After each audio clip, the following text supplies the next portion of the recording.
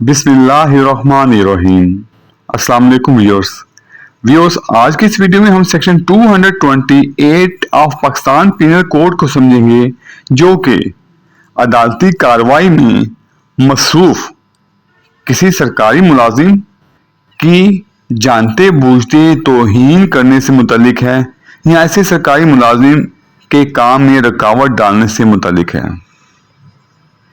اس section میں بس اتنا بتایا گیا ہے کہ جب کوئی عدالتی کارروائی جاری ہو، یعنی کہ جب عدالت اپنی پروسیڈنگ کر رہی ہو، اس پروسیڈنگ کا کوئی بھی مرحلہ ہو، اس پروسیڈنگ میں مصروف کسی سرکاری ملازم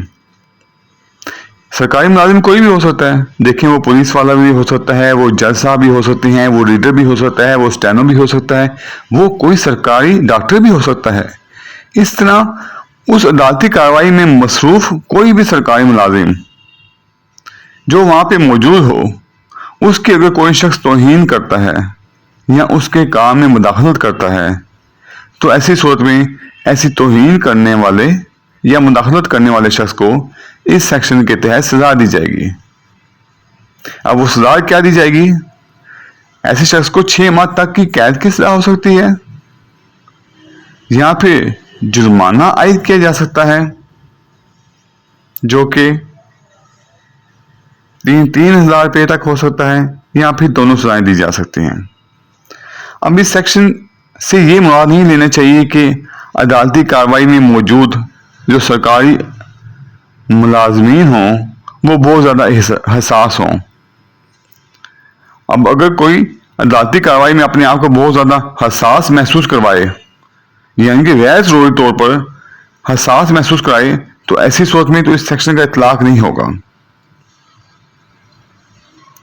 یعنی کہ عدالتیں اس سیکشن کے تحت کارروائی کرتے ہوئے یہ تاثر پیش نہ کریں کہ وہ غیر ضروری طور پر حساس ہیں۔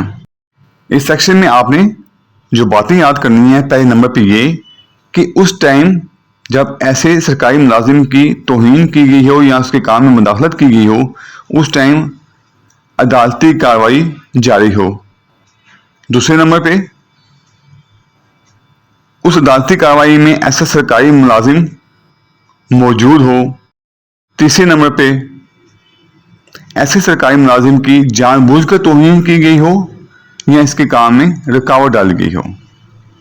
اب اگر کسی عدالتی کارروائی میں کوئی سرکاری ملازم مصروف ہی نہ ہو، وہ اس عدالتی کارروائی کا حصہ ہی نہ ہو، تو ایسی صورت میں ایسے شخص کو اس سیکشن کے تحت سزا نہیں دی جائے گی۔ یہاں پھر اگر عدالتی کارروائی جاری ہی نہ ہو اور فقط وہاں پہ کچھ لوگ کھڑے ہوں اور کسی وجہ سے انہوں نے کسی سرکاری ملازم کی توہین کر دی ہو جبکہ اس ٹائم عدالتی کارروائی نہ ہو رہی ہو، تو ایسی صورت میں بھی اس سیکشن کا اطلاق نہیں ہوگا۔ اور ایسی جو توہین ہوگی یا کام میں رکاوٹ ہوگی وہ دانستہ ہونی چاہیے۔ مثال کے طور پر عدالتی کارروائی جاری ہو اور عدالت کے اندر احتجاج کیا جائے، تو ایسی صورت میں یہی سمجھا جائے گا کہ اس شخص کی نیت تھی یا ایسے اشخاص کی نیت تھی کہ وہ عدالتی کارروائی میں مداخلت کریں یا خلل ڈالیں۔ تو ایسے شخص کو یا اشخاص کو جو کہ احتجاج کریں عدالتی کارروائی کے دوران، ان کو اس سیکشن کے تحت سزا دی جائے گی۔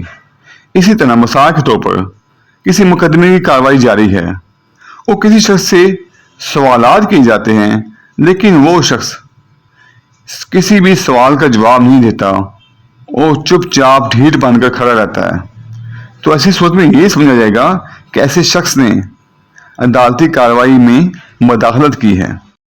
اس سیکشن کا مقصد جو ہے، یہاں آپ سمجھ سکتے ہیں کہ اس سیکشن کے پیچھے جو اصول کار فرما ہے وہ یہ ہے کہ عدالتوں کے وقار کو اور عدالتوں کے منصب کو محفوظ رکھا جائے۔